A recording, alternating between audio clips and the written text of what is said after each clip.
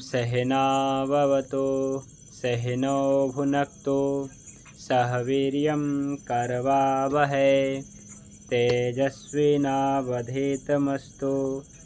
मा विद्विषावहै। ओम शांति शांति शांति। सभी को नमस्ते, प्रणाम, सत श्री अकाल मित्रों। भगवान धन्वंतरि की कृपा से आज का टॉपिक आरम्भ करते हैं। आज का टॉपिक आप सभी के ग्रुप में हमने भेज दिया है। आज का टॉपिक हमने लिया है कफ के संचय, प्रकोप और शमन, मतलब कफ दोष की चिकित्सा के बारे में आज हम जानेंगे। इससे पहले की क्लास में हमने क्या क्या जाना है, तो कफ के सभी गुणों के बारे में जाना है, कफ के सभी प्रकोपक कारणों के बारे में जाना है, कफ के सभी रोगों के बारे में जाना है ना, कफ के सभी प्रकारों के बारे में जाना है। तो अब जानते हैं कफ दोष की चिकित्सा। तो चिकित्सा से पूर्व हम जानते हैं कि कफ दोष का संचय कैसे होता है, यानी कि शरीर में संचय पहले होगा तभी प्रकोप होगा, यानी कफ दोष संचय होगा, पहले इकट्ठा होता है फिर प्रकोप होता है और हम बाद में इसका शमन करते हैं या फिर प्रकृति स्वयं शमन कर देती है। यदि एक निश्चित या फिर कहिए कि एक हीन मात्रा में कफ दोष का संचय प्रकोप हुआ है, तब प्रकृति इसे खुद शमन कर देती है, ठीक कर देती है। लेकिन जब क्या है कि संतुलन ज़्यादा बिगड़ जाती है, तब प्रकृति ठीक नहीं कर पाता है, बल्कि हमें कुछ औषधियों का प्रयोग करना पड़ता है ना। तो आज जानते हैं कफ दोष के संचय कैसे होता है, क्योंकि प्रकोप कफ के रोग मैंने जैसे बताया 20 प्रकार के रोगों के सभी बता दिया। तो इसके जो गुण है उस गुण के आधार पे इसका संचय होगा, है ना। तो क्या क्या गुण है इसके बारे में पढ़ते हैं। तो आज का टॉपिक शुरू करते हैं कफ दोष के संचय से। तो यहाँ से पढ़िए कोई भी साथी, कफ दोष के संचय क्यों होता है, इकट्ठा कैसे होता है, बनता कैसे है।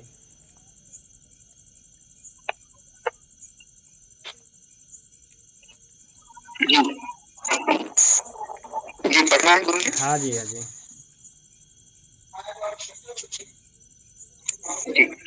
कफ के संचय, प्रकोप और शमन। कफ के चय को प्रशम का वर्णन।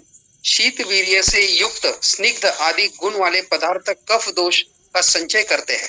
उष्ण वीर्य से युक्त स्निग्ध आदि गुण वाले पदार्थ कफ दोष का प्रकोप करते हैं और उष्ण वीर्य से युक्त रुक्ष आदि गुण वाले पदार्थ कफ दोष का शमन करते हैं। ठीक है जी। यहाँ पे 3 ही टॉपिक आपको समझना है, 3 बातें आपको याद रखना है। 3 वर्ड जो है यहाँ पे, संचय और दूसरा है प्रकोप और तीसरा है शमन। तो तीनों शब्द समझनी चाहिए, है ना। तीनों का मतलब अलग अलग है। और क्या है मतलब, संचय मतलब होता है इकट्ठा होना, अपने शरीर में संचय होना। जैसे कफ का संचय होना, यानी कि अपने शरीर में कफ का संचय कैसे होता है, इकट्ठा कैसे होता है, बनता कैसे है, ये समझिए। और बनने के बाद जो है उसका प्रकोप होना है, यानी कि अपने शरीर पे प्रभाव दिखना, है ना। उसका जो है प्रभाव दिखना, यानी कि इसको कहते हैं प्रकोप। जब वो दिखने लग जाता है, जैसे कफ संचय हुआ, लेकिन इसके बाद जब वो बाहर निकलता है, दिखता है हमें, तो समझ में आता है कि तब वो काल प्रकोप काल कहलाता है। और शमन मतलब क्या, शमन यानी कि उसका शमन कर देना, उसको नष्ट कर देना। तो कफ जिस प्रकार से हमने देखा था बात के बारे में कि बात का संचय हो रहा था किस प्रकार से, जब उष्णता आ रही थी शरीर में या फिर वातावरण में या रुक्षता आ रही थी तो संचय हो रहा था। प्रकोप यानी कि जैसे ही थोड़ा सा शीतलता आती है वातावरण में या शरीर में, तब ये प्रकोप करता है। शमन जो है उष्णता जब आती है तो होता है। तो चलिए देखते हैं कफ में क्या है कंडीशन। तो संचय होने में क्या है, संचय कब होता है, कफ का संचय कब होता है, क्या मतलब वातावरण रहती है, कैसा आहार विहार आता है जिससे हमारा कफ का संचय हो जाता है, कफ हमारे शरीर में बनता है। तो आया है शीत वीर्य से युक्त, क्या होनी चाहिए जी, आहार और विहार कैसी होनी चाहिए, शीत होनी चाहिए। ठीक है, आहार और विहार कहते हैं ना, शीत चीज़ खाने से कफ बन जाती है।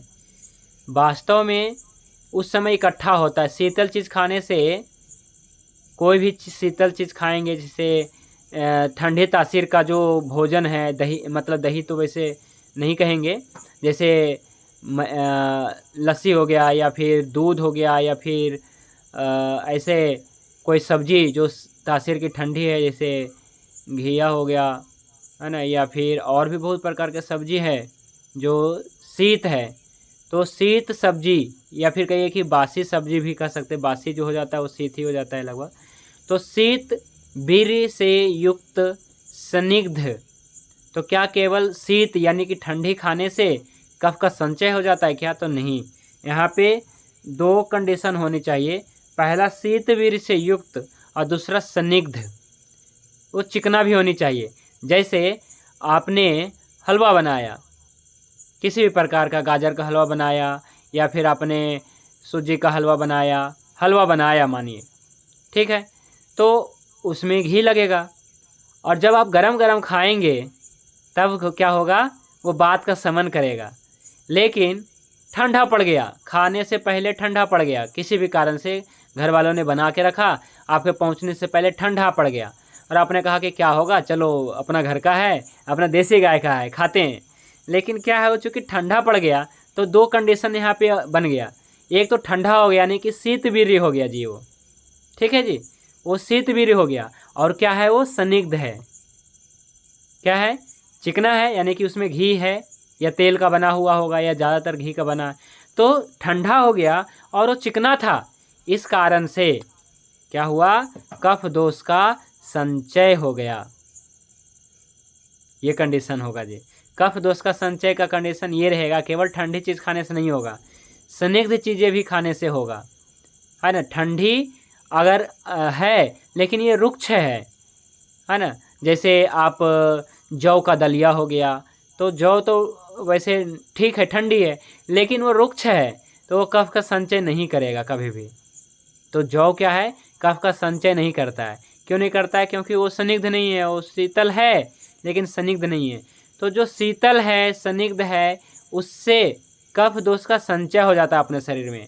अब देखिए क्या है कि आपने कोई मिठाई खाई, है ना, या फिर आपने घी खा लिया, इसके बाद पानी नहीं पीने का, है ना, या फिर कोई भी तेल वाला चीज़ खाने के बाद पानी नहीं पीना चाहिए। जैसे कोई भी मिठाई आपने खा लिया या घर का कोई बनी हुई पकवान खा लिया जो घी में बना है, तो कोई भी ऐसा आहार विहार करने के तुरंत बाद ठंडी पानी पीना नहीं चाहिए। हाँ, उष्ण जल पी सकते हैं क्योंकि उसका पाचन ही करेगा। जैसे मान लीजिए आपने रोटी खाई और रोटी में आपका घी है, लेकिन ठंडी चीज़ें आपने सेवन कर लिया, जैसे लस्सी पी लिया, खाना खा के इसके बाद लस्सी पी लिया, तो लस्सी क्या है, ठंडी है, यानी कि उसको तो गर्म नहीं कर सकते ना, और जहाँ तक हो सकता है फ्रिज में ही रखा हुआ होगा और इसके बाद निकाल के पिएंगे। तो देखिए ऐसा है कि आपके भोजन में क्या है, तेल है कि नहीं, और आपके भोजन में घी है। अगर कोई एक्स्ट्रा खा रहे हैं तो घी है, एक्स्ट्रा लगा के खाते हैं, और कुछ नहीं है तो तेल तो है ही। तो तेल क्या है, स्निग्ध है। और आपने यदि ठंडा पानी पी लिया, नॉर्मल भी पानी पी लिया, ठंडा पानी पी लिया, फ्रिज का पानी पी लिया, लस्सी पी लिया, तो इससे धीरे धीरे कफ का संचय हो जाता है, ठीक है। तो इसलिए भोजन के बाद या भोजन के साथ में ठंडी चीज़ नहीं खानी चाहिए। ठंडी चीज़ मतलब आप लस्सी वगैरह पीने से, जैसे लस्सी तो ठंडी ही होती है, उसको गर्म नहीं कर सकते, लेकिन हाँ पानी पी सकते हैं गर्म करके, पानी को गर्म कर सकते हैं और आप जो है आहार के साथ में ले सकते हैं। अगर आहार में आपका घी भी है, तेल भी है, तो उसका पाचन ही होगा, है ना। तो इसलिए आप थोड़ी थोड़ी मात्रा में भोजन के साथ में पानी पी सकते हैं। देखिए मैं क्या समझाना चाह रहा हूँ कि जो स्निग्ध आहार जब भी करें, मान लीजिए घर का बना हुआ कोई पकवान है या हलवा है या मिठाई है, ये ऐसे चीज़ें खा करके जो स्निग्ध है, इसके बाद आपको पानी पीना है तो उष्णवीर्य यानी कि गर्म पानी पीना है, ठंडी नहीं पीना है। या फिर गर्म दूध पी सकते हैं लेकिन ठंडी पानी नहीं पी सकते, नॉर्मल पानी भी नहीं पी सकते हैं, गर्म ही पीना है, इससे कफ का संचय ना हो। तो कफ के संचय होने का प्रमुख कारण यही है कि अब देखिए जिनका शरीर कफ प्रकृति का रहता है ना, ज़्यादातर क्या है कि पंजाब में, है ना, पंजाब में लगभग व्यक्ति का जो है शरीर कफ का होता है। तो कैसे होता है, वो ज़्यादातर क्या है कि ठंडी पानी पीते हैं, है ना। हमने बात किया एक डॉक्टर से पंजाब में, कहा कि जी देखो हमारे ये पेट है ना, पेट नहीं है डस्टबिन है, कुछ भी डाल दो इसमें। एलोपैथी का डॉक्टर था। मैंने कहा कि आप इसमें क्यों डालते, मतलब कि आप लोग ठंडा पानी क्यों पीते इतना, है ना, कुछ भी खाते हैं आप लोग। तो कहता है देखो जी हमारा तो पेट नहीं है अब जी, ये हमारा डस्टबिन बन गया है, कुछ भी डालते रहते हैं। तो ऐसा बता रहा था। तो चूँकि ये लोग ज़्यादातर जो है जितने भी गुरुद्वारा गया सभी गुरुद्वारे में वाटर कूलर का पानी पिया जा रहा है। जितने भी धर्मशाला है, होटल है, जितने भी बस स्टैंड है, जितने भी खाने पीने का जहाँ जो भी होटल है, सब जगह वाटर कूलर का पानी पिया जा रहा है। कॉलेज गए वहाँ भी वाटर कूलर का पानी पिया जा रहा है। तो क्या है कि ज़्यादातर ठंडे पानी पिया जा रहा है। इस कारण से प्रकृति जो है कफ की बन रही है, वो विकृत कफ की बन रही है। कफ का शरीर होना बहुत अच्छी बात है, लेकिन ठंडी पानी पी पी करके, है ना, ये गलत है। और भोजन करते हैं, भोजन करने के साथ साथ में ठंडी लस्सी पीते हैं, ठंडे पानी पीते हैं, तो कफ का संचय होते चला जाता है। इस कारण से उन लोगों का शरीर ज़्यादातर क्या होता है, बहुत ज़्यादा मोटा होता है। और बहुत ज़्यादा मतलब मोटा होने, कफ प्रकृति की बनी रहती है। इस कारण से ऐसा बताया गया है कि कफ प्रकृति का क्या गुण है जी, गुण क्या है, तो सलक्षण है, सांद्र है, मृदु है। तो इस प्रकार से इनका शरीर होता है। इस प्रकार से ऐसे केस में उनके शरीर में कलेद बनने की संभावना ज़्यादा रहता है। जैसे देखिए कि जहाँ पे धूप अधिक पड़ती है तो वहाँ पे कीचड़ नहीं होता है ना। वातावरण में देखते हैं आसपास में कीचड़ नहीं मिलेगा, यानी कि जिस शरीर में पानी ज़्यादा होगा, कफस प्रकृति होगा, तो उसमें कलेद ज़्यादा बनेगा। और कैंसर क्या है, कलेद ही है। कलेद से ही तो कैंसर उत्पन्न होता है ना। तो इस कारण से जो है जिनका शरीर कफस ज़्यादा रहता है उनमें ज़्यादा चांस रहेगा कैंसर आदि बनने का, क्योंकि कैंसर तभी बनता है जब कलेद बनता है, शरीर में कलेद उत्पन्न होता है। तो कलेद ना बने इसलिए क्या, बात वाले शरीर में क्या है, सूखा सूखा है, ड्राइनेस है ना। इस कारण से वहाँ पे कलेद यानी कि कीचड़ निर्माण यानी कलेद नहीं बनेगा। इस कारण से उसमें कैंसर होने का चांस नहीं है। तो बात वालों में कैंसर का चांस कम है और कफ वाले में कैंसर का चांस ज़्यादा है। तो अब ऐसा नहीं है कि बात वाले शरीर बनाना है, मतलब एक संतुलित अपना जो है शरीर बनाना चाहिए, ऐसा हमें करना चाहिए उपाय। तो शीत वीर्य से युक्त, एक ही पॉइंट मैं समझा रहा हूँ अभी, कि शीत वीर्य से युक्त स्निग्ध आदि गुण वाले पदार्थ जो भी आहार विहार रहेगा उससे कफ दोष का संचय हो जाएगा। आपके शरीर में कफ दोष का संचय का तभी जो है संयोग बनेगा जब आप स्निग्ध चीज़ें, है ना, मान लीजिए कोई भी स्निग्ध चीज़ें आप खाते हैं, चाहे आपका घर का बना पकवान है, हलवा है या मिठाई है, आप सेवन करेंगे और वो ठंडा होगा, या इसके बाद ठंड पानी पिएंगे, लस्सी पिएंगे, कोल्ड ड्रिंक पिएंगे, तो उसके बाद क्या होगा, कफ का संचय हो जाएगा और कलेद उत्पन्न करेगा और कैंसर उत्पन्न करेगा जी। ठीक है, ये है कंडीशन।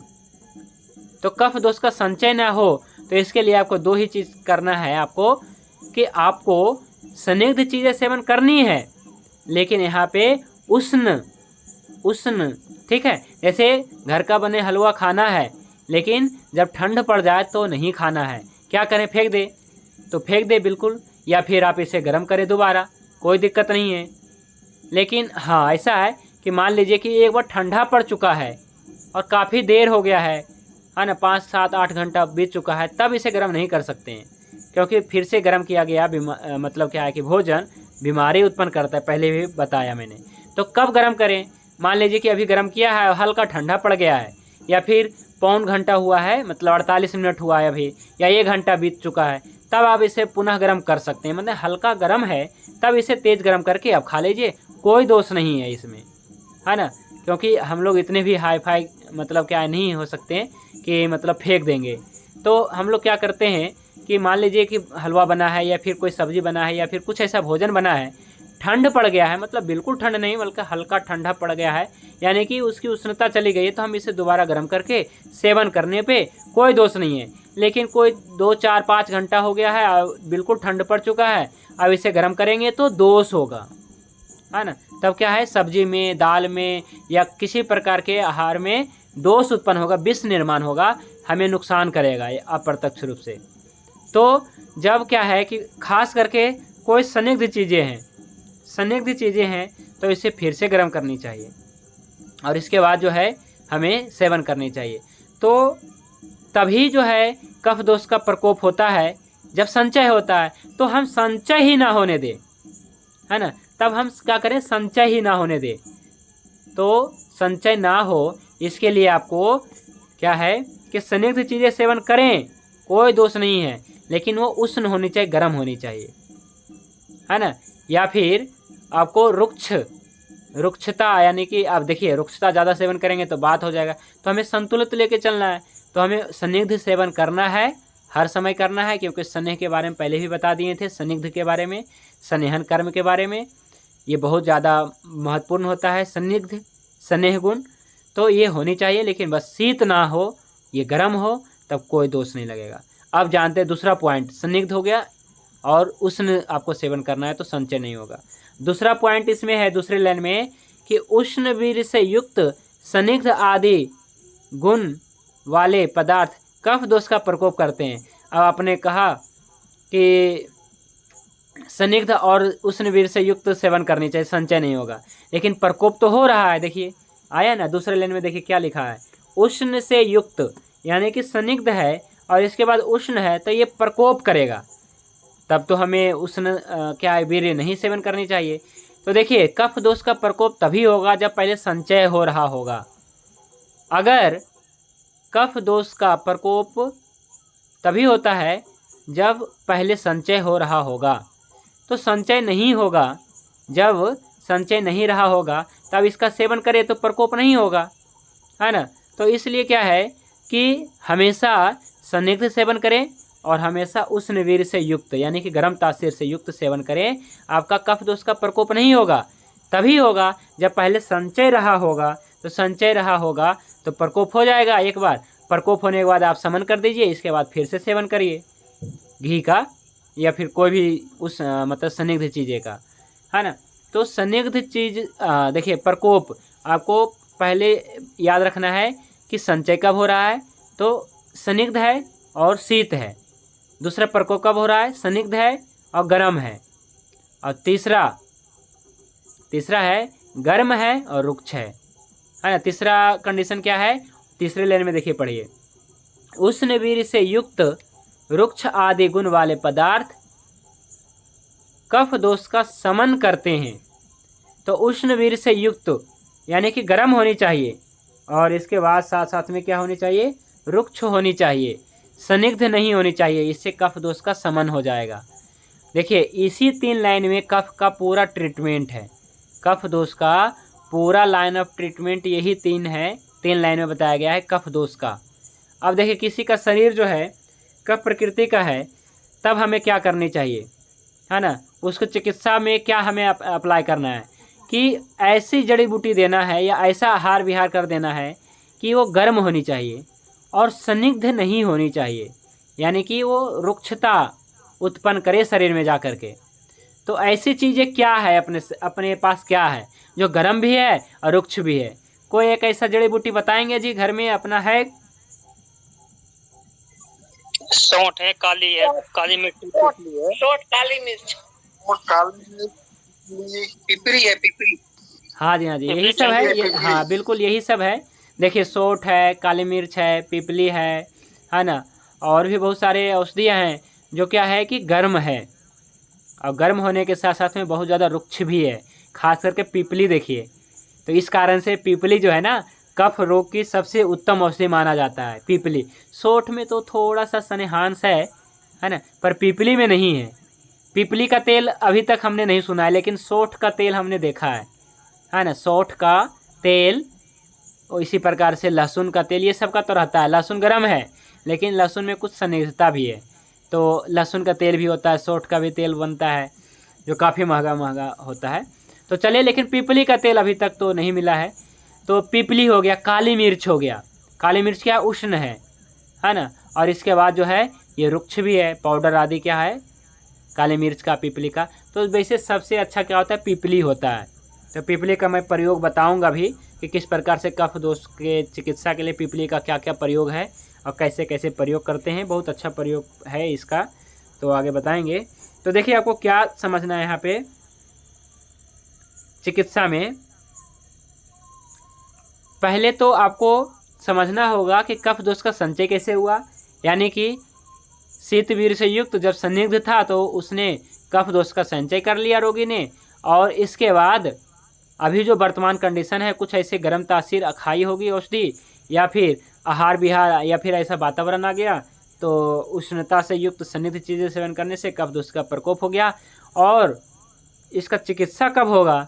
जब उष्ण वीर्य से युक्त गर्म, है ना, तो कहते हैं ना कि कफ दोष जब उत्पन्न होता है तब हम क्या करते हैं, गर्म औषधियों का प्रयोग करते हैं, और यहाँ पे संदिग्ध चीज़ें प्रयोग नहीं करते हैं ना। कहते हैं ना घी बंद कर दो, दूध बंद कर दो, तो ऐसी चीज़ें, दही बंद करो, ताकि जो है उष्ण वीर्य से युक्त औषधि मिले, और रुक्ष आहार विहार का सेवन करेगा तो कफ दोष का शमन हो जाएगा।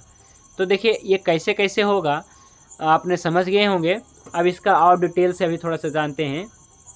देखिए स्निग्ध आदि गुण जो है, मैंने स्निग्ध, शीत, गुरु, मंद, है ना, ये सब, मृदु, मधुर, ये सब क्या है, ये सभी गुण जो है सेवन करने से कफ दोष का संचय तो होता है। देखिए वक्तव्य में मैं बता रहा हूँ, कफ दोष का संचय तो होता है किंतु प्रकोप नहीं होता है, क्योंकि शीतवीर द्रव्यों के प्रभाव से कफ दोष जमा रहता है। जैसे देखिए कि ठंडा है, मौसम है, तब क्या होता है, बर्फ जमा रहेगा, यानी कि संचय होता जाएगा, बर्फ क्या होगा, जमता जाएगा, जमता जाएगा, जमता जाएगा। जैसे जब यहाँ भारत में हेमंत ऋतु, शिशिर ऋतु आता है, यानी कि नवंबर, दिसंबर, जनवरी, है ना, तब क्या होता है कि हिमालय पे बर्फ जमता जाता है, जमता जाता है, यानी कि संचय होता जाता है।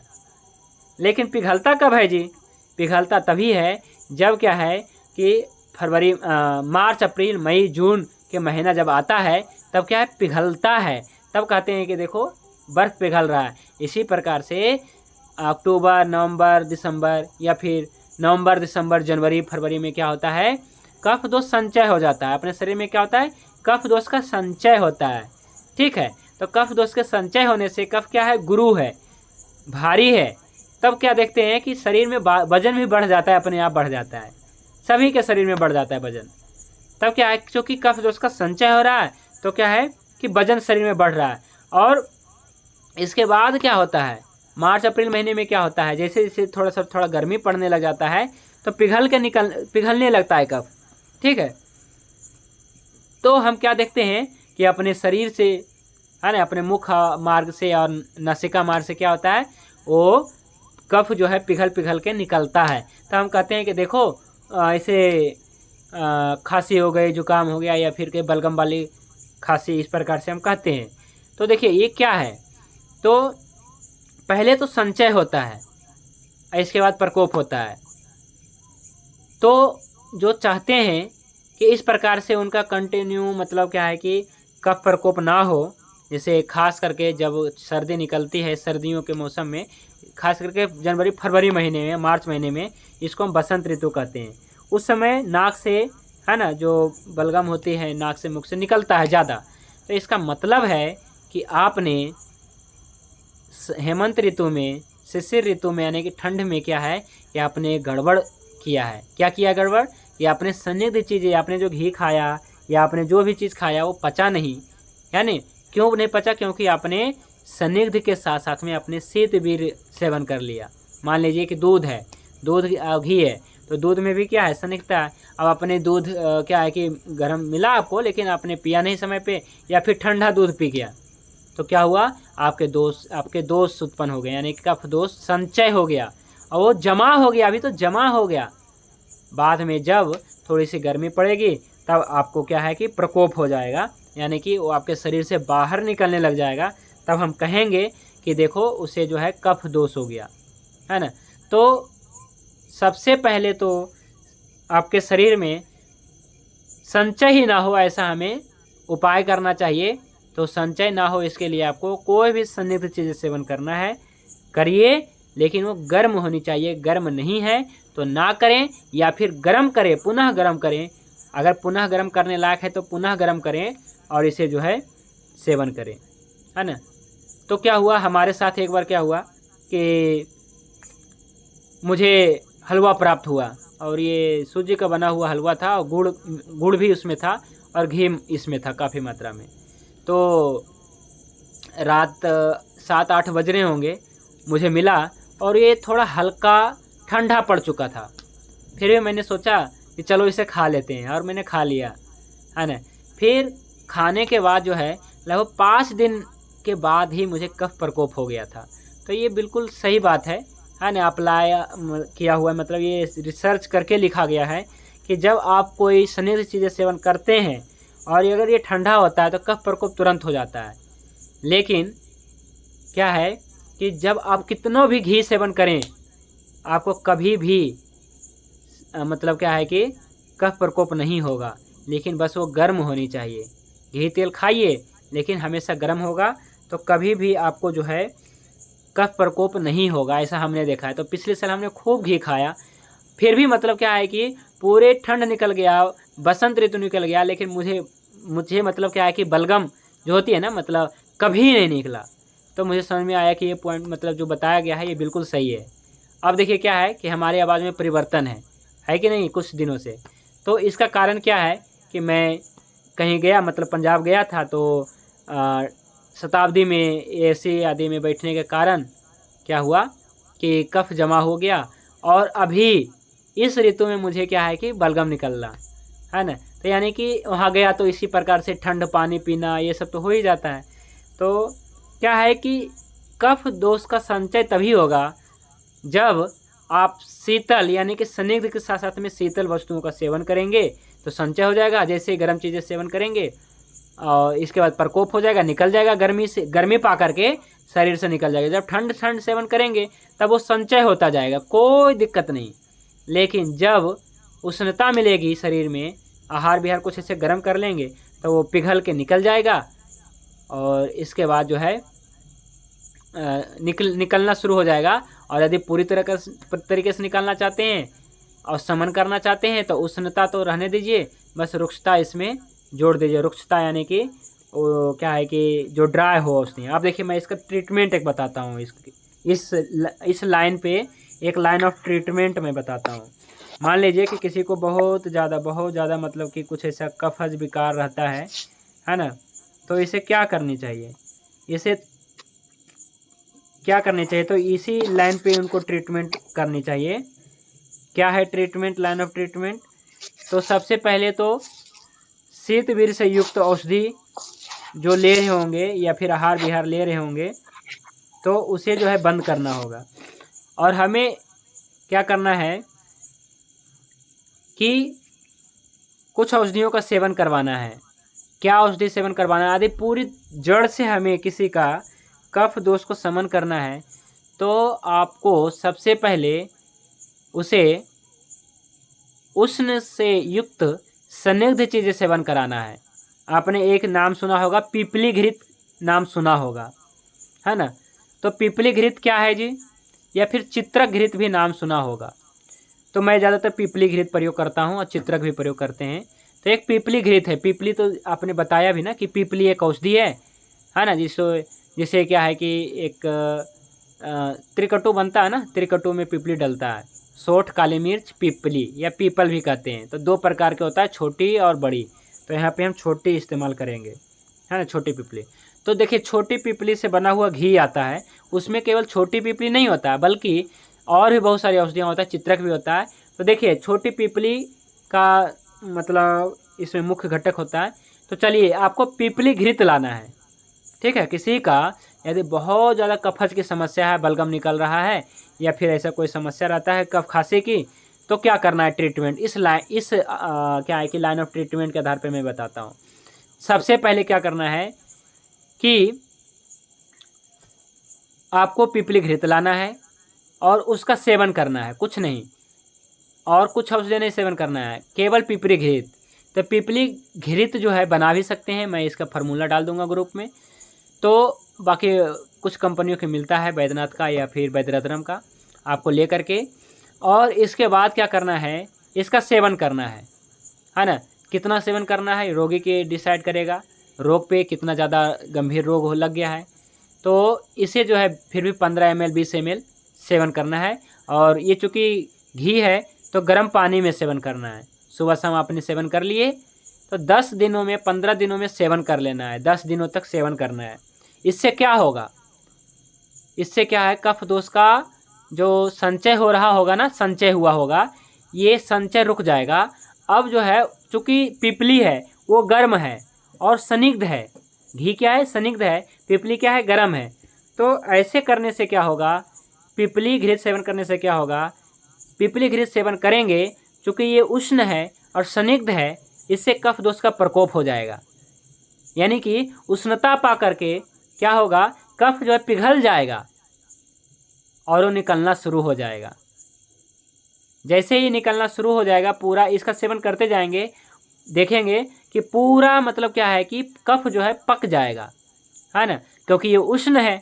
क्या है जी, पीपली, इसमें पीपली में सोंठ भी होता है, काले मिर्च भी होता है और भी चित्रक भी होता है, माने कुछ ऐसी औषधियाँ होती है पीपली घृत में जो आपके कफ को पका देगा, है ना। तो पका हुआ कफ जो है पीला पीला सा, काफ़ी ज़्यादा पीलापन रहेगा, तो कफ को पका देगा और उसे निकालना शुरू कर देगा।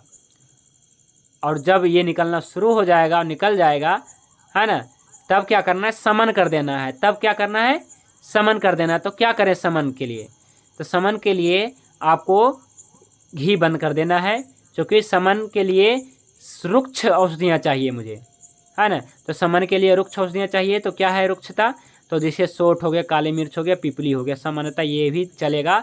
नहीं तो आता है शुंठी बलादि कषाय आता है, इसमें सोंठ होता है और बला नाम की औषधि होती है, जो क्या करता है कि ये उष्ण है और रुक्ष है, इस कारण से कफ दोष का शमन कर देता है। तो इस प्रकार से चिकित्सा करनी चाहिए, यानी अगर किसी को बहुत ज़्यादा तकलीफ़ है कफ खांसी की, तो उनको जो है इस प्रकार से कफ की, है ना, तो उनको जो है इस प्रकार से पहले पीपली घृत का सेवन करें और इसके बाद जो है शुंठी आदि द्रव्यों का सेवन करें। शुंठी मतलब सोंठ, तो इसमें त्रिकटु का भी सेवन कर सकते हैं अगर बहुत ज़्यादा कफ रहा है तो, नहीं तो शुंठी बलादि कषाय का सेवन करें तो ठीक है। शुंठी बलादि कषाय गर्म, ये गर्म होता है और रुक्ष होता है, ठीक है जी। तो यही बताया गया है इसमें कि आपको संचय समझना था, प्रकोप समझना था और समन समझना था। तो हमें लगता है समझ गए होंगे। अब दूसरा टॉपिक पढ़ते हैं, फिर अगर कोई इसमें प्रश्न रहेगा तो पूछ सकते हैं। मेरा एक प्रश्न है। नमस्कार, मेरा एक ये प्रश्न है कि जैसे आपने बताया कि कफ को हमें पका के बाहर निकालना है, हाँ जी। तो ऐसे भी रोगी आते हैं जिनको बवासीर की समस्या रहे और उनका कफ भी बढ़ा हुआ है, तो वैसे रोगी को तो ये हम चला नहीं सकते। अच्छा, अर्श के केस में अगर देखिए क्या है ना कि ये अर्श भी है और कफज खांसी भी है, तो पहले तो कोई एक ट्रीटमेंट अपनाना पड़ेगा, देखना पड़ेगा कि आप मतलब कौन सा समस्या सबसे ज़्यादा है ना। तो रोगी पहले बताएगा भी कि देखो हमें अर्श बहुत ज़्यादा है, हमें पहले ये ठीक करो, है ना। और यदि रोगी कहता है कि हमें ज़्यादा तकलीफ खांसी की है, तब ये अप्लाई कर सकते हैं, बिल्कुल कर सकते हैं, है ना। पहले नहीं दे सकते हैं सर, अनुपान का महत्व होता है, दे सकते हैं त्रिकुटु भी, ऐसा नहीं दे सकते। अनुपान चेंज कर दीजिए। कैसा अनुपान आप कहना चाह रहे हैं?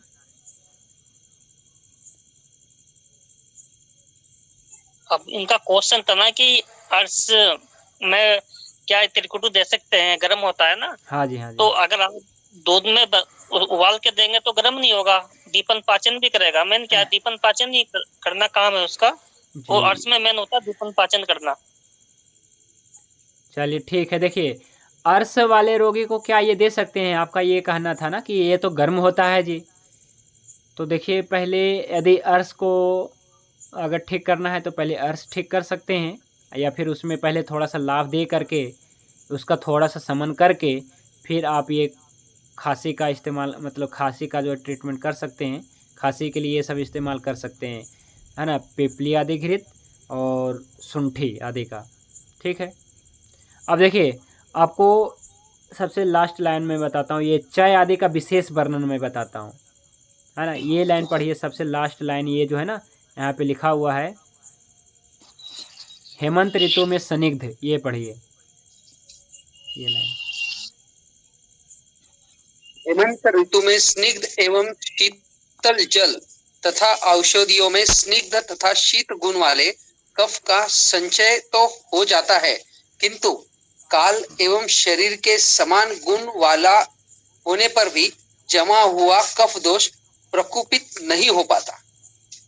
देखिए क्या बताया गया कि हेमंत ऋतु में यानी कि अक्टूबर नवंबर दिसंबर महीने में, जनवरी महीने में, ठीक है, हेमंत और शिशिर ऋतु में स्निग्ध एवं शीतल जल, है ना, ऐसा जल जो शीतल है, तथा या फिर ऐसा औषधि या आहार विहार से स्निग्ध तथा शीत गुण वाले कफ का तो संचय हो जाता है ना, कफ का तो संचय हो जाता है, तो प्रकोप क्यों नहीं होता है? क्यों नहीं होता है? किंतु काल एवं शरीर के समान गुण वाला होने पर भी जमा हुआ कफ दोष प्रकोपित नहीं हो जाता, प्रकोपित नहीं होता है, क्योंकि अभी क्या उष्णता नहीं मिली, इस कारण से क्या है कि ये प्रकोप नहीं होता है, यानी पिघलना शुरू नहीं हुआ है। जैसे ही मार्च महीने आएगा तब क्या है, कफ दोष पिघलना शुरू होगा और वो बाहर निकलना शुरू हो जाता है। ठीक है, ये था। अब देखिए, ये पहले भी मैंने बताया था, इससे समझना है। देखिए 3 पॉइंट यहाँ पे है, तो 3 पॉइंट में क्या है कि 2 बजे से लेकर के 6 बजे तक, चाहे सुबह का समय हो चाहे शाम का समय हो, अभी क्या है 6 से 10 बज रहा है। तो पहला पॉइंट समझते हैं। पहला पॉइंट है कि 2 बजे से लेकर के 6 बजे तक, यानी कि दोपहर 2 बजे से लेकर के शाम 6 बजे तक कफ का संचय हो रहा होता है। आपके शरीर में कफ का क्या होता है, संचय हो जाता है, माने संचय होता है। ठीक है, और इसके बाद क्या होता है, जब 6 बज जाता है तब आपके शरीर में कफ दोष का प्रकोप होने लग जाता है। और क्यों होता है ये भी मैं बताता हूँ। तो 6 बजे से लेकर के 10 बजे तक, अभी क्या टाइम चल रहा है, 8:30 बजे हैं, तो अभी क्या काल है, कफ दोष का प्रकोप का काल है। अभी क्या है, प्रकोप का काल है, यानी कि इस समय कफ का सबसे ज़्यादा समस्या होगा। सर्दी खांसी जुकाम नाक वगैरह से बलगम वगैरह निकलना सबसे ज़्यादा अभी होगा। 6 बजे से लेकर के सुबह भी यही हाल रहेगा, शाम का भी यही हाल रहेगा। ठीक है, क्योंकि ये 12 घंटे का घड़ी है। ठीक है, तो 12 घंटे का घड़ी में मैं बता रहा हूँ, इसी प्रकार से शाम का भी और सुबह का भी समझना चाहिए। ठीक है, तो सुबह अभी क्या है कि सुबह 6 बजे से लेकर के या फिर शाम को 6 बजे से लेकर के 10 बजे तक देखिए क्या है, कफ का काल है ना। इसमें हैवीनेस और स्लीप, है ना। इस प्रकार से क्या है कि जब 6 बज जाता है, सुबह 6 बजता है, तो नींद अच्छी आने लग जाती है। क्यों आती है? क्योंकि ये कफ का समय रहता है, तो नींद अच्छा लगता है कि जैसे सोए रहें। सही बात है कि नहीं? जब सुबह होता है तब क्या लगता है, आलस सा आता है कि अरे भाई सो लो। क्या है, क्यों? क्योंकि ये कफ का काल है, तो सोने में अच्छा लगता है, सोने में बहुत अच्छा लगता है ना। तो सुबह सोने में बहुत अच्छा लगता है, लेकिन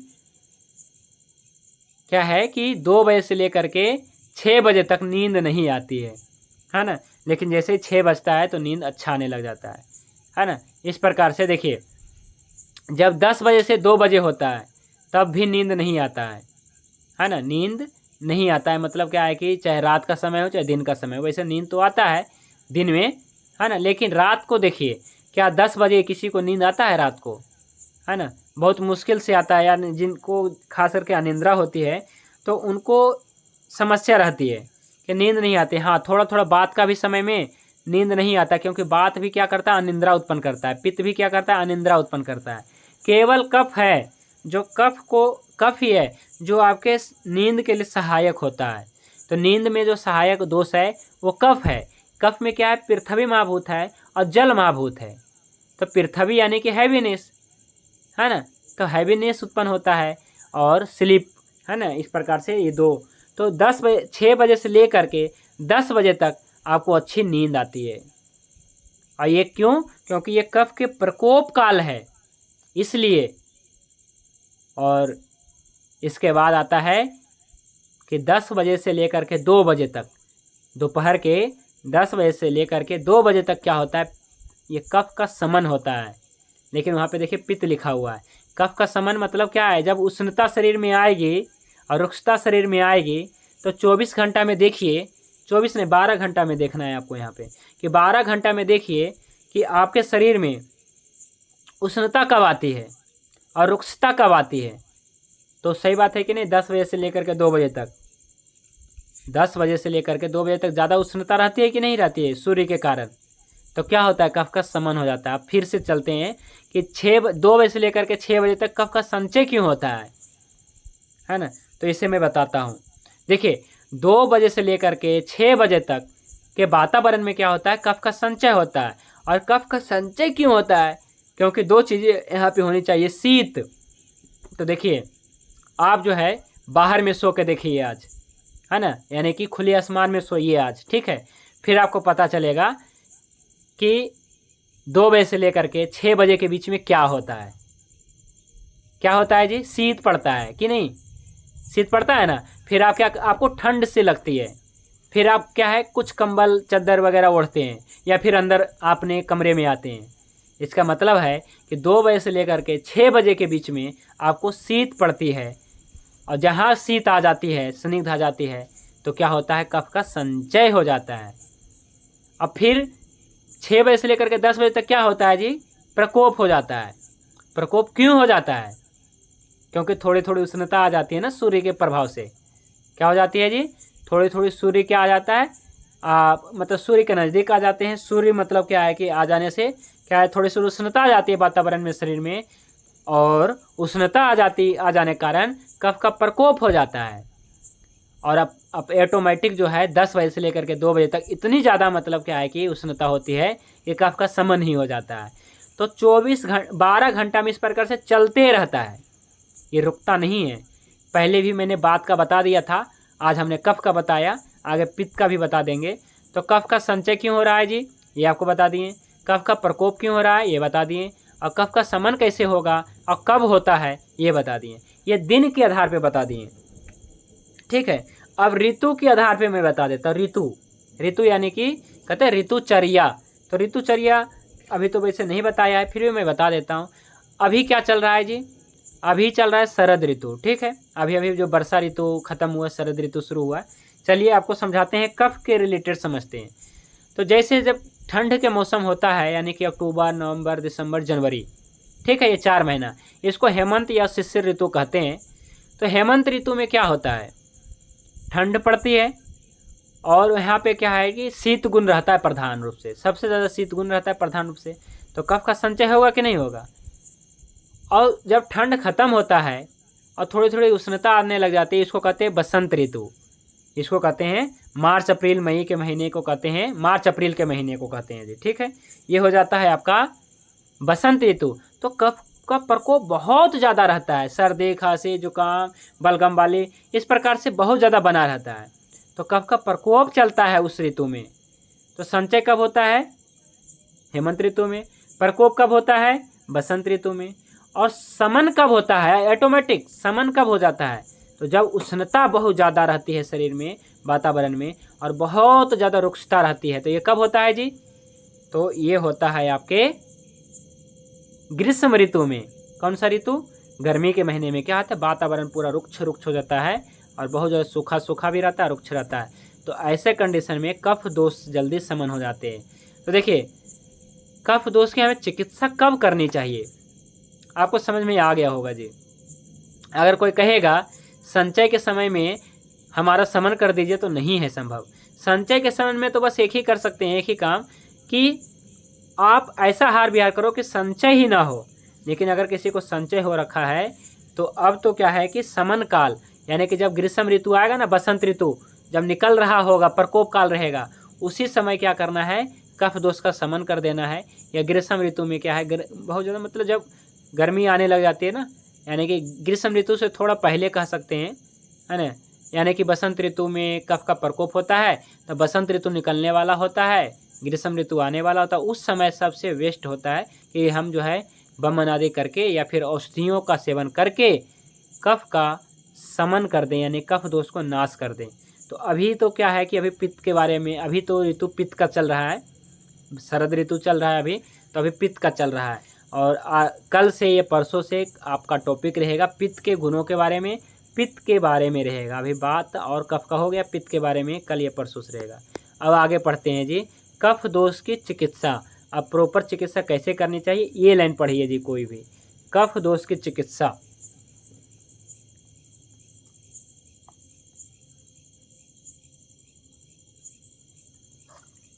पढ़िए मृत्युंजय जी।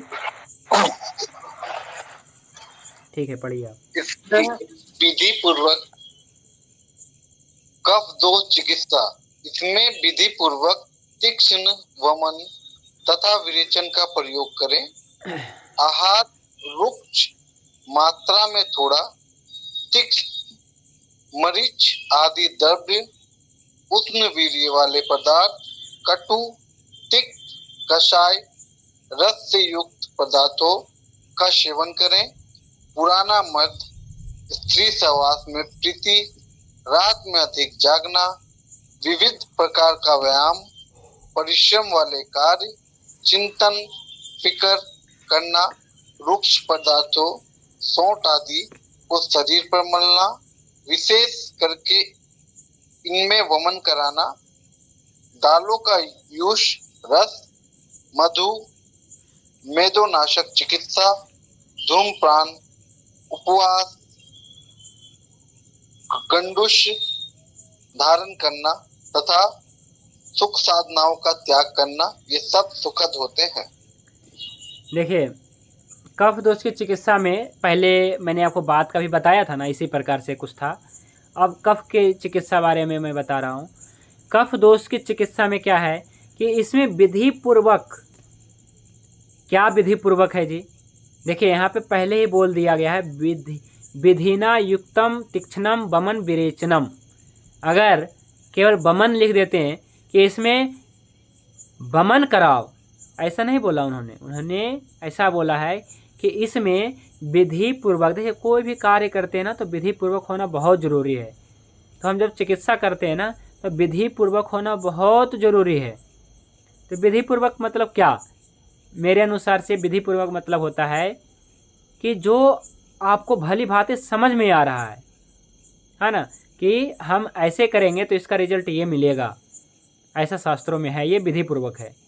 तो विधि पूर्वक क्या है? जो शास्त्रों में वर्णित है वो विधि पूर्वक है, और जो शास्त्रों में वर्णित नहीं है, इसका निषेध किया गया है, वो अविधि है। मतलब क्या है कि वो गलत है।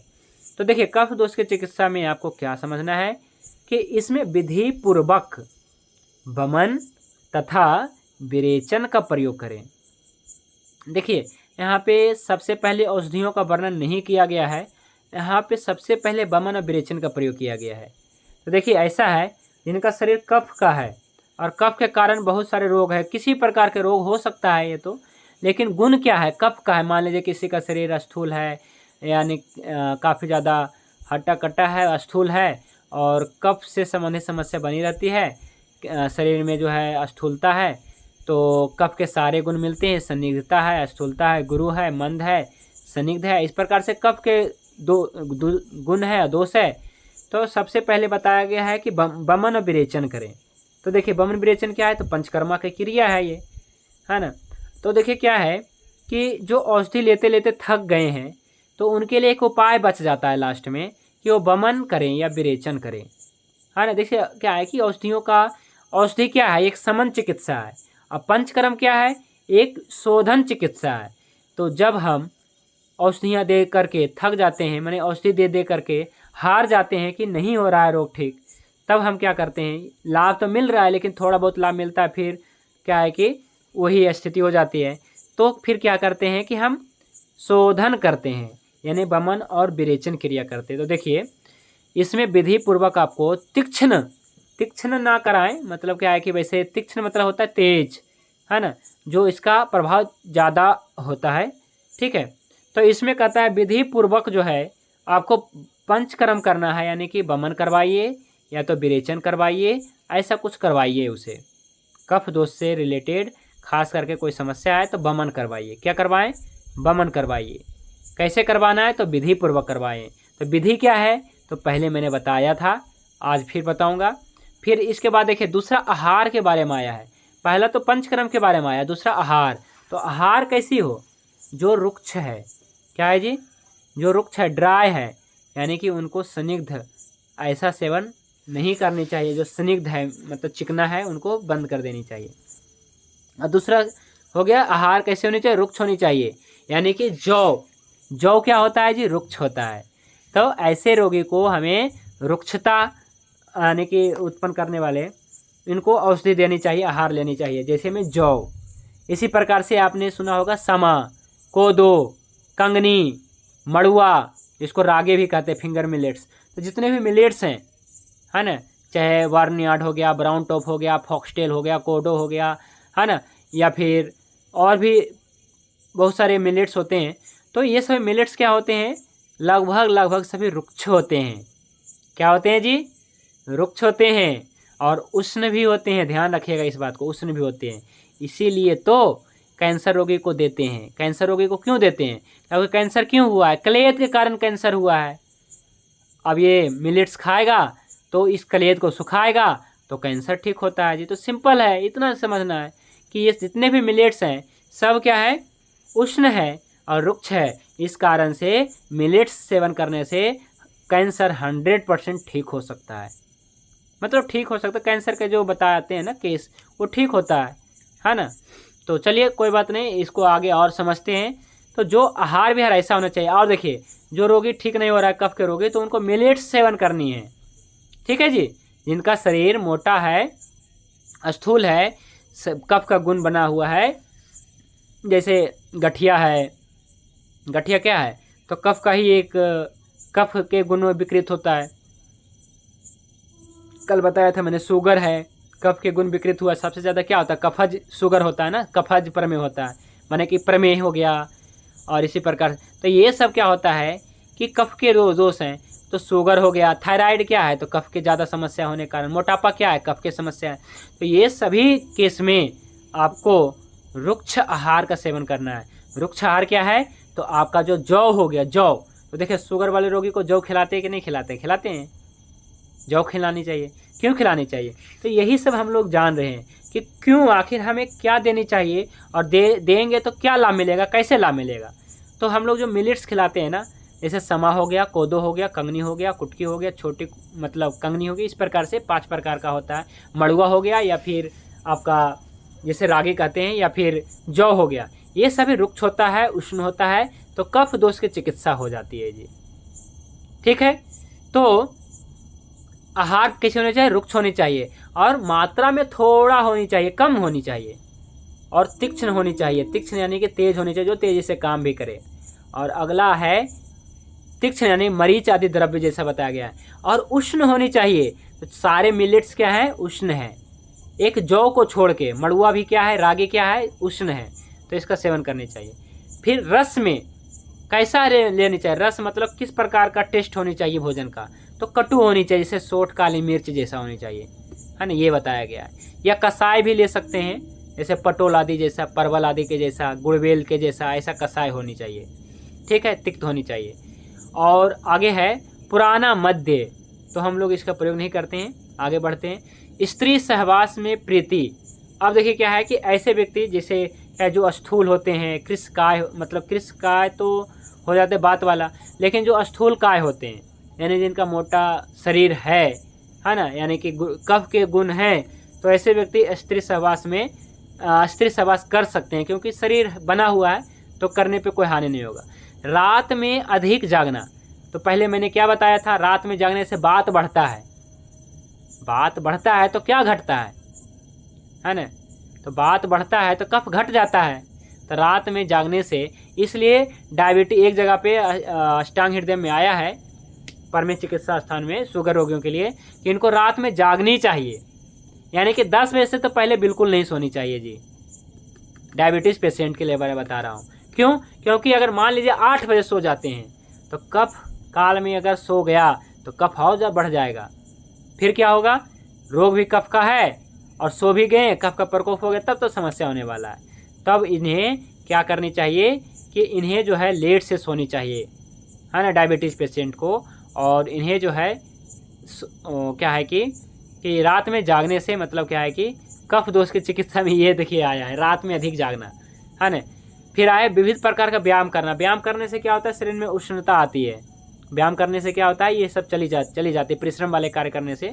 फिर चिंता करने से, थोड़ा सा चिंतन करिए, चिंतन मनन करिए। क्या होता है ना कि चिंतन नहीं करते, मतलब कोई चिंता नहीं रहता ना शरीर में, तो शरीर स्थूल होता चला जाता है। तो थोड़ा सा चिंतन करना चाहिए, फिक्र करना चाहिए, मैंने चिंता करो, है ना। और जो रुक्ष पदार्थ है, जैसे में सोंठ, काले मिर्च, पिपली, जौ भी क्या है, रुक्ष है ना। तो अपने शरीर पे मलना चाहिए, है ना। तो इसलिए शुगर रोगी को क्या कहते हैं जी कि जौ तो खाओ, इसके अलावा जौ के आटा ला करके अपने शरीर पे मलो, इस प्रकार से उपटन लगाओ पूरा अच्छे से। तो मलने से क्या होगा, कफ दोष का शमन होगा। विशेष करके आया है कि इनको वमन करना चाहिए। तो वमन करने से क्या होता है आगे जानेंगे, ठीक है। फिर इसी प्रकार से आया धूमपान, उपवास, इस प्रकार से करना चाहिए। और एक सबसे बड़ा पॉइंट इसमें है कि सुख साधनों का त्याग कर दो। देखिए क्या है, कफ दोष का प्रकोप क्या हो, क्यों होता है, संचय होता है, प्रकोप होता है। तो संचय प्रकोप होने के कारण है कि ये लोग बहुत ज़्यादा मतलब सुख साधन का उपयोग करते हैं, मतलब बहुत ज़्यादा परिश्रम नहीं करते, अपना भी काम दूसरे से करवाते हैं, ठीक है। तो इस कारण से सुख साधनों का अधिक उपभोग करने से क्या होता है, कफ दोष का संचय हो जाता है। इस कारण से क्या होता है कि कफ दोष का जो है संचय हो जाता है, प्रकोप हो जाता है, समस्या हो जाता है। तो सुख साधनों का त्याग भी करना बहुत जरूरी है ना। ये सब आया है, ठीक है, ये सब चिकित्सा में ही है। तो अब जानेंगे कफ दोष में वमन कराने का क्या लाभ है, ठीक है। ये पॉइंट जो है रह गया है। तो देखिए ऐसा है, कफ दोष की चिकित्सा में वमन कराने पे क्या होता है। देखिए कफ दोष की वृद्धि होने पे, ये पढ़ दीजिए पॉइंट, वमन विरेचन व्यवस्था, ये पढ़िए पहले फिर समझाते हैं। वमन विरेचन व्यवस्था कफ दोष की वृद्धि होने पर तथा कफ जनित रोगों में अथवा कफ दोष की प्रधानता जिस दोष वात पित्त के साथ हो तो इन सभी में वमन कराना चाहिए। इसी प्रकार पित्त दोष की वृद्धि होने पर तथा पित्त जनित रोगों में अथवा पित्त दोष की प्रधानता जिस दोष के साथ हो तो इन सभी विकारों में विरेचन कराना चाहिए। देखिए वमन विरेचन व्यवस्था में आया है कि किनको वमन करानी चाहिए, किनको विरेचन करानी चाहिए। वैसे तो हमारा ये पूरा टॉपिक है, पूरा जो है आपको पंचकर्मा पढ़ाऊंगा और प्रैक्टिकल पंचकर्मा आप लोगों को बताने वाला हूँ। लेकिन आज क्या है कि ट्रीटमेंट कफ के चिकित्सा को लेकर के थोड़ा सा बताता हूँ कि वमन विरेचन व्यवस्था कहता है कफ दोष की वृद्धि होने पर, कफ दोष मतलब क्या, कफ दोष का जो गुण है गुरु, मंद, हिम, स्निग्ध, सलक्षण, सांद्र, ये सब पहले बता चुके हैं। तो इसकी वृद्धि होने पे तथा कफ जनित रोग में कफ दोष की प्रधानता में, है ना, जिस दोष मतलब क्या है कि वात और पित्त के साथ हो तो इन सभी में वमन करानी चाहिए, है ना। अगर क्या है कि इसी प्रकार पित्त दोष की वृद्धि होने पे, पित्त के लिए तो सभी जानते हैं, पित्त के लिए विरेचन करवाओ। और कफ दोष की प्रधानता में क्या हो, कफ दोष की प्रधानता में हमें वमन करानी चाहिए। तो देखिए वमन क्या है, वमन मतलब क्या होता है जी, उल्टी करना है, पर वोमिटिंग करना। लेकिन फिर से एक शब्द आपको जोड़ना है, विधि पूर्वक वोमिटिंग करना। वैसे तो उल्टी तो हो ही जाता है जी, 2 उंगली डालो उल्टी हो जाएगा। कुछ औषधियाँ पी लो, जैसे मुलेठी पी लो, मुलेठी का फांट पी लो, काढ़ा पी लो और 2 उंगली डालो उल्टी हो जाएगा। तो क्या कब इससे कफ हो जाता है, ठीक नहीं होता है। ये थोड़ा पानी पी लो, 2 उंगली डाल दो उल्टी हो जाएगा, तो नहीं। वमन इसको नहीं कहते हैं, इसको कहते हैं विधि पूर्वक नहीं कहते हैं। तो विधि पूर्वक वमन करना है। तो विधि पूर्वक वमन क्या होता है यही मैं अभी थोड़ा सा समझाता हूँ। विधि पूर्वक वमन, जिस प्रकार से मैंने आपको विधि पूर्वक विरेचन बताया था, पहले बताया था ना कि पहले घी पियो, इसी प्रकार से अब मैं बताता हूँ। देखिए सबसे पहले आपको, कोई भी कफ के रोगी है, सबसे पहले उसको पिपली घृत पिलाना है। 5 दिन आपको पिपली घृत पिलाना है। 5 दिन नहीं तो कम से कम 3 दिन पिपली घृत पिलाना है। यदि 3 दिन के बाद रोगी कहता है कि अब तो नहीं पिया जा रहा है, तो बंद कर दीजिए। तो पहले तो क्या है कि उसको भूख बढ़ाने वाली, तेज भूख बढ़ाने वाली उसको औषधि दे दीजिए। इसमें से पंचकोल है, त्रिकटु है, कुछ भी दे सकते हैं। तो 5 दिन इसको इतनी मतलब कि औषधि दे दीजिए ताकि उसका भूख यानी कि पाचन बहुत ज़्यादा अच्छा हो जाए, दे दीजिए। इसके बाद आपको 3 दिन घी पिलाना है। कब पिलाना है, सुबह 7 बजे घी पिलाना है, पहले भी बताया था। आधा कप पानी में या फिर घी पी लिए, घी को गुनगुना करिए, पिला दीजिए, ऊपर से 2 घूंट पानी पिला दीजिए। और दिन भर कुछ ना खिलाना है। पहला दिन 50 ग्राम पिला दीजिए, दूसरा दिन 100 ग्राम, तीसरा दिन 150 ग्राम पिला दीजिए, या 25, 50, 75 भी पिला सकते हैं। रोगी के हिसाब से वो वैद्य समझ जाता है कितना पिलाना है। पर 3 दिन पिलाना है तो 50, 100, 150 कर दीजिए। अगर 5 दिन पिलाना है तो 25, 50, 75, 100 इस प्रकार से केवल घी पिलाना है। और भूख लगे तो 2 बजे के बाद उसको रोटी दे सकते हैं, 1 रोटी, है ना, 1 रोटी और हल्का सब्जी ये दे दीजिए। तो 3 दिन के बाद मान लीजिए इसे हो गया, तब जो है क्या करना है, इसे जो है अभ्यंग स्वेदन करना है, मतलब उसको स्टीम बाथ देना है। और पहले तो मालिश करना है, और मालिश करने के बाद जो है आपको क्या करना है, आपको सेकाई करना है, जो पहले भी मैंने बताया था। लेकिन एक चीज़ आपको बताता हूँ, बमन कैसे कराना है। मान लीजिए कि आपने 3 दिन पिला दिया, है ना, आज कल और परसों। इसके बाद मान लीजिए कि आज 24 तारीख है ना, जिस प्रकार से आज, तो 24, 25, 26 तारीख को घी पिला दिया। तब 27 तारीख को सुबह सुबह क्या करना है, आपको मालिश कर देना है, घी बंद कर देना है, मालिश कर देना है, सेकाई कर देना है। ठीक है, ठीक है। तो आपने घी पिलाया 3 दिन, है ना, मान लीजिए कि 24 तारीख को पिलाया, 25 और 26 को पिलाया, 27 तारीख को सुबह क्या करना है, मालिश करके सेकाई करना है। 27 को, 28 को भी मालिश करके सेकाई कर दीजिए। रात को नहीं करना है, केवल दिन को करना है। मालिश करके सेकाई कर दिए, है ना, 24, 25, 26 घी पिला दिए। 27, 28, 29 और 30 ये 4 दिन जो है आपको मालिश करके सेकाई कर देना है। ठीक है। और जब मतलब क्या है कि 24, 25, 26 3 दिन घी पिला दिया, है ना, और 27, 28, 29 और 30 तारीख को आपको बमन करा देना है। लेकिन बमन कराने से 1 दिन पहले वाली रात को कुछ कफ वर्धक आहार विहार सेवन करवा देना है। ठीक है, जैसे मिठाई भी खिला सकते हैं, या फिर आप दही हो गया, है ना, दही में दही, खिचड़ी में दही मिला के खिला सकते हैं, तो इसका कफ प्रकोप हो जाए अगले दिन।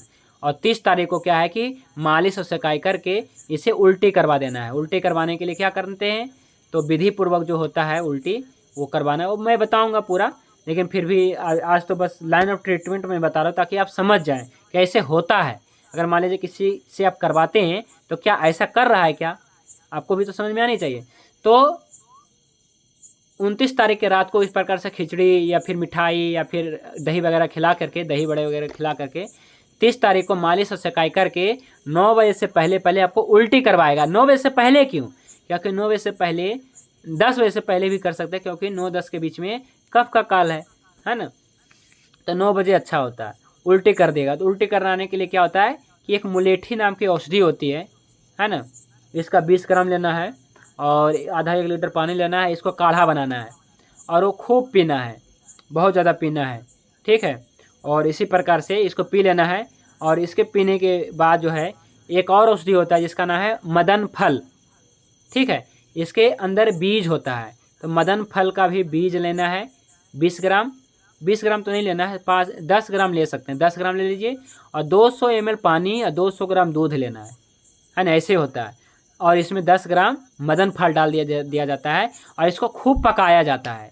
क्या जी, पकाया जाता है। तब तक पकाते हैं जब तक पानी उड़ ना जाए। पानी उड़ जाएगा, दूध बचेगा, वो पी लेना है। ठीक है, इस प्रकार से जब ये पिएंगे 10 मिनट के बाद आपको ऑटोमेटिक उल्टी आ जाएगा, उल्टी आ जाएगा।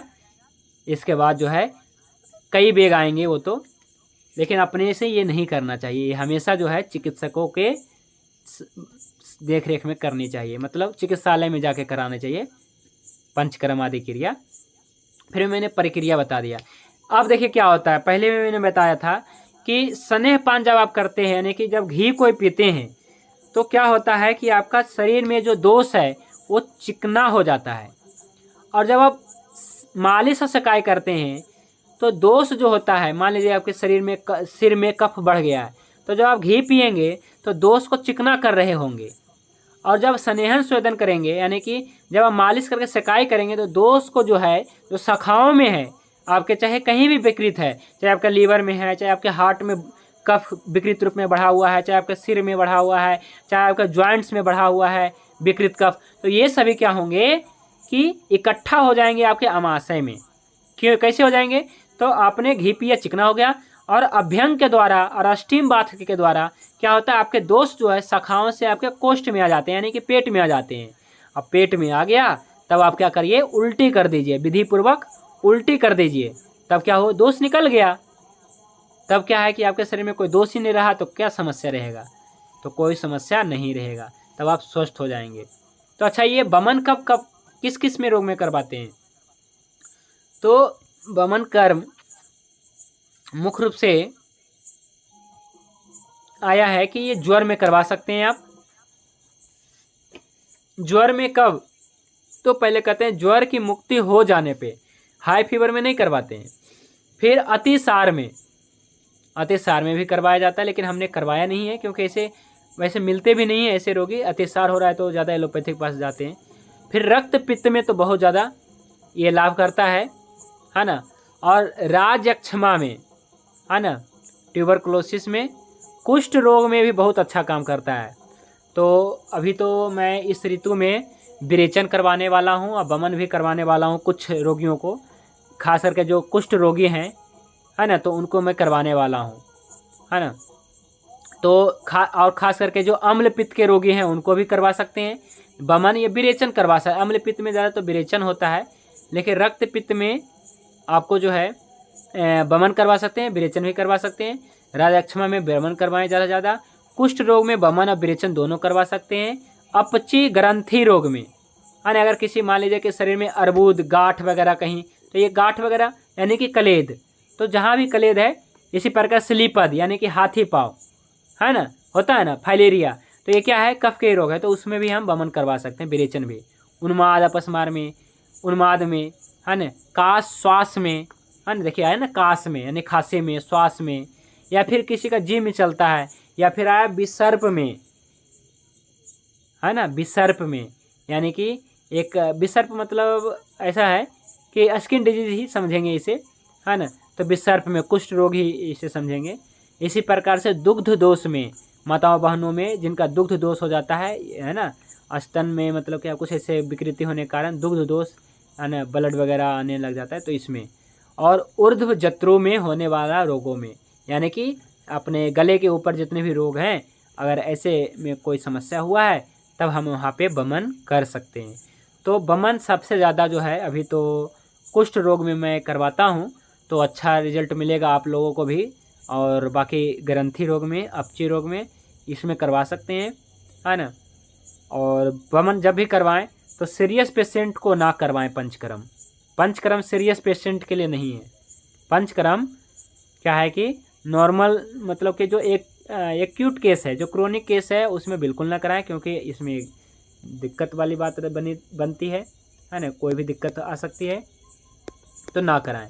तो देखिए जी, आपको पहले मैंने विरेचन बता दिया था, तो विरेचन के तर्ज पे ही आपको ये समझना है कि वमन का क्या लाभ होगा। तो वमन का विशेष लाभ मैंने नहीं बता पाया, है ना, तो वमन का फिर भी आपको मैं बता रहा हूँ कि वमन करवाने से खास करके कुष्ठ रोगी को करवाइए, और श्वास और काश रोगी को करवाइए, खांसी, है ना, ऐसा जिनको समस्या रहता है, तो उनमें बहुत अच्छा लाभ मिलता है। और ख़ास करके उनको तो करवाना ही चाहिए, जिसे और आम बात में भी करवा सकते हैं, थायराइड में भी करवा सकते हैं, बिल्कुल करवानी चाहिए ये सब, ठीक है। तो थायराइड वगैरह रोगी को करवाइए जी। अच्छा, ये जो है बच्चे को नहीं करवाया जाता है, या फिर ये जो है बच्चे को भी नहीं करवाना चाहिए, और गर्भवती स्त्रियों को भी नहीं कराया जाता है जी, ठीक है। तो ये सब का चीज़ों का ध्यान भी रखना है। बाकी मैं पंचकर्मा का जब मैं बताऊँगा, पूरा क्लास होगा, तो मैं वहाँ पे पूरी डिटेल से बताएंगे ना पंचकर्म कैसे करवाया जाता है। अभी तो बस क्या है कि आपको बस लाइन ऑफ ट्रीटमेंट सा बता रहा हूँ कि ऐसे करने से ऐसे होता है, लेकिन करना नहीं है किसी को जी, ठीक है। अपने से किसी को भी वमन विरेचन नहीं करना है, ठीक है, करवाना है। चलिए ठीक है, आप कोई प्रश्न है तो रख सकते हैं जी। मेरा एक सवाल था, ये वात में और कफ में दोनों में गरम गरम और स्निग्ध ही लेना है, सिर्फ कफ में थोड़ा सा कटु मिला देना है, यही है ना?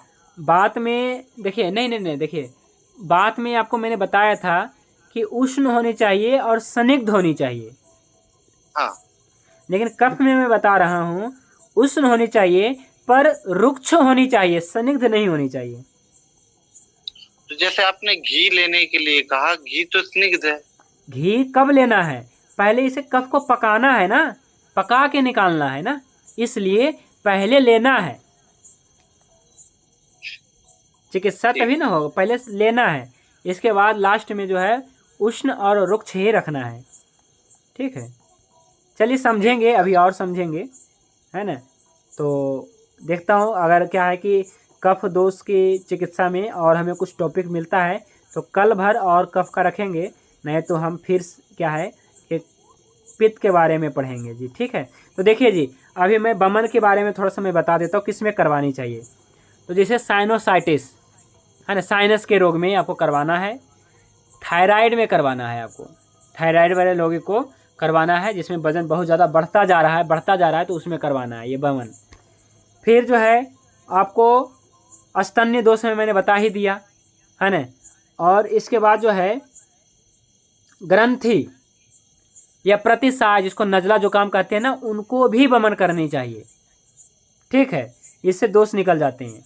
और मोटे व्यक्ति को करनी चाहिए, मोटे व्यक्ति को पंचकर्म करवाने, बमन करवा लें या विरेचन भी करवा सकते हैं, कोई दो बात नहीं है। बमन और विरेचन में कोई अंतर नहीं है, बताऊंगा मैं बाद में। क्या है, दोषों को तो निकाल ही रहे हैं, पहले दोषों को संचय जो विकृत दोष है कोष्ठ में ला रहे हैं, लेकिन एक ऊपर से निकाल रहे हैं, एक नीचे से निकल रहा है। तो जैसे अपने यात्रा किया होगा बस में या ट्रेन में, तो इसमें कई सारे गेट होते हैं, है ना, आगे भी होते हैं, पीछे भी होते हैं, बीच में भी होते हैं। तो ऐसा तो नहीं हो सकता ना कि पीछे वाला अगला गेट से निकले, आगे वाला पिछला गेट से निकले, तब तो बीच में जो रहेगा वो तो कुचला जाएगा ना। तो यही है कि जो आगे वाला है वो आगे से निकले, मतलब जहाँ जो नज़दीक है, नज़दीकी गेट से निकलो ना। तो यही बात है कि जब हम कफ रहता है ना, तो कफ क्या है, ऊपर के बताया गया है, ऊपर के ना बताया गया, तो ऊपर के मार्ग से निकाल लेते हैं। अब पित्त बताया गया है, पेट है ना, मध्यम में बीच में बताया गया, तो इसको चाहे जहाँ से निकालना निकाल दो, ऊपर से भी निकाल दीजिए या फिर नीचे से भी निकाल दीजिए पित्त को। लेकिन ज़्यादातर क्या होता है, नीचे जाना आसान होता है ना, तो नीचे से मतलब गुदा मार्ग से विरेचन क्रिया से निकालते हैं। ठीक है, यही डिफरेंट है। तो आपको थायराइड में, ठीक है, या किसी प्रकार के स्किन प्रॉब्लम में ये बमन करवाना है, कफज व्याधिया में, साइनस में, है ना, और खांसी, ये सब में आपको बमन करवा लेनी चाहिए एक बार, है ना। और पंचकर्म करवाने से क्या होता है, शरीर शुद्धि हो जाता है एक बार, है ना। इसके बाद हल्का भी मेडिसिन खाएंगे तो क्या है कि आप ठीक हो जाएंगे। तो जो लोग कहते हैं ना कि हम तो ठीक ही नहीं हो रहे हैं, बहुत जगह दवाइयाँ करवा चुके हैं, तो देखिए ऐसा भी होता है, दवाइयों की अपनी शक्ति होती है, शक्ति से ज़्यादा कोई नहीं कार्य कर सकता है। तो औषधियों को बदनाम ना करें, एक बार जो है आयुर्वेद का और भी चीज़ें हैं वो भी अपना सकते हैं, जैसे पंचकर्म है आयुर्वेद का, तो पंचकर्म करके आप थोड़ा क्या है कि देख सकते हैं, इसके बाद थोड़े औषधि सेवन करें तो आपका नॉर्मल हो सकता है। तो जो साथी बहुत ज़्यादा औषधि खा करके थक चुके हैं, चाहे किसी भी प्रकार, चाहे गठिया का हो गया, चाहे शुगर का हो गया, चाहे सर्दी खांसी जुकाम नज़ला, है ना, किसी का भी हो गया है, कोई भी समस्या है, तो अगर थक गए हैं दवाइयाँ खा करके, अच्छी से अच्छी दवाइयाँ खा लिए, महंगी से महंगे डॉक्टर भी दिखा दिए हैं, दवाइयाँ भी खा लिए हैं, आपने भी बहुत ज़्यादा परहेज़ कर लिया, डॉक्टर भी पूरी, है ना, अपना ताकत लगा दे, फिर भी नहीं ठीक हुए, तो एक बार पंचकर्म भी करना चाहिए आपको। ठीक है, ये उपाय है। तो आज के लिए बस इतना ही। आप कोई प्रश्न है तो रख सकते हैं, समय पूरा हो चुका है वैसे। सर, ये पिपलीघृत जिनको हाई बीपी है और कफ की भी समस्या, उन्हें दे सकते हैं क्या? हाँ बिल्कुल दे सकते हैं, पिपलीघृत हाई बीपी में। वैद्य, अभी कफ का लाइन ऑफ ट्रीटमेंट पूरा नहीं हुआ ना? और कुछ रह गया तो बताइए, आपको क्या लगता है? लाइन ऑफ ट्रीटमेंट तो कुछ बताया नहीं आपने। हाँ देखिए, लाइन ऑफ ट्रीटमेंट क्या है इसमें कि इसमें उष्णवीर्य से युक्त रुक्ष पदार्थों का सेवन करना है, चाहे औषधि हो, चाहे आहार विहार हो, चाहे भोजन हो। यह है लाइन, इसका लाइन ऑफ ट्रीटमेंट, चिकित्सा सूत्र यही है, आपको अपनाना चाहिए। लेकिन आप कहेंगे कि कौन बमन करता है, कौन विरेचन करता है, तो ज़्यादातर क्या करते हैं कि हम लोग समन चिकित्सा कर देते हैं, तो रिजल्ट भी कई बार नहीं मिल पाता है। तो इसलिए घबराना नहीं है जी। ठीक है, मतलब मान लीजिए चिकित्सा में रिजल्ट नहीं मिलता है तो भाई और भी हमारे पास चिकित्सा विधि है, वो अपनाएंगे। ठीक है, या फिर हम नहीं कर सकते हैं तो जहाँ पे जो व्यवस्था है वहाँ पे हम करवाएंगे अपने रोगी का, ऐसा करना है जी। ठीक है, तो कभी भी हार नहीं माननी चाहिए कि हम तो ठीक नहीं कर पाए। बहुत सारे ऐसे हैं जो ठीक नहीं होते हमसे भी, तो उसको हम बताते हैं कि अब तो क्या है कि नहीं हुआ औषधियों से, तो पंचकर्म एक बार करके देखते हैं जी। बताइए। तो पंचकर्म करते हैं। तो चलिए ठीक है, और भी कुछ छूट जाएगा ना, मैं देख लेता हूँ कल अच्छे से, और कुछ छूट रहा होगा तो मैं जोड़ दूंगा जी, ठीक है।